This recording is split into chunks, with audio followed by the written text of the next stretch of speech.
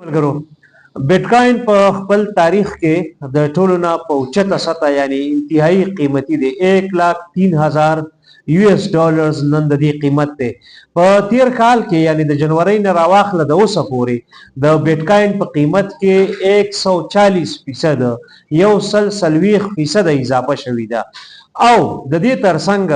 د الیکشن وروسته په نومبر کې د الیکشن وروسته د اوسه پورې په دې یو څو ورځو کې د بیټکاین په قیمت کې 50% نه زیاته اضافه شوې ده وجه څه ده د دې وجه شاته دا ده چې د ټرمپ پالیسیانې چې کوم دي نو دا کرپټو کرنسي فرندلي دي ټرمپ چې کوم کس د سکیورټیز اینڈ ایکسچینج کمیشن اف یو اس اے دغه کوم چیرمن یا دغه کوم سربراه ټاکلی دی نو هغه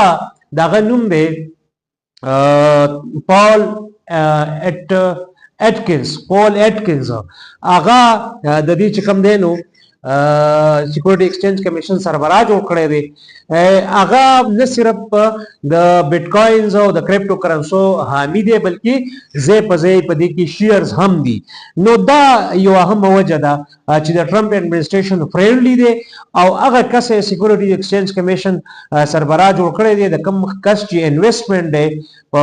کرپټو کرنسیانو کې بالخصوص په بیټکاین کې بیټکاین په 2008 کې شروع شو او د دې لپاره ویل شي چې یو جاپانی ساتوشی ناکامورا په نوم یو کس دی اپیرنټلی ریپورټډلی مبینه تور چې دا په 2010 کې په بلاک چین باندې دا یو لیجر محفوظ لیجر وی ټیکنالوژي وی دستاویزی ثبوتونه وی دا هغه په دنیا کې انټروډیوس کړی دی او د دې سپلای تقریبا 21 میلیون دا یعنی ډېر محدود تعداد کې د دې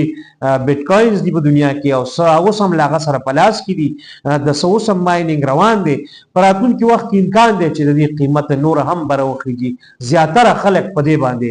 متفق دي ځکه چې د ټرمپ ایڈمنسټریشن ته دغه پال اټکنز چې کوم دی د راتلل او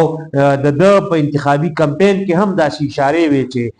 بلدار چې د ایلن مسک راتګ د ایلن مسک د سپورټ ایکسټند کول په الیکشن کې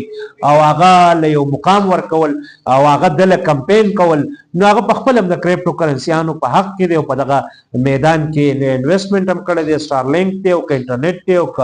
ایکس دی نو دا ټول عمل ښیي چې د بیټکاین مستقبل یا د کرپټو کرنسیانو مستقبل کوم چې د سر درې څلور دي نو د هغو مستقبل بهرحال ښه دی روښانه دی او په راتلونکي وخت کې پکې څوک انویسټمنټ کوي دی پکې هغه به خپله مرضي زه نه ایډوایس کوم او نه زما دومره وس کېږي چې چاته ووایم یا په خپله پکې وکړم کورم ودان خدای وجه ده چې قیمت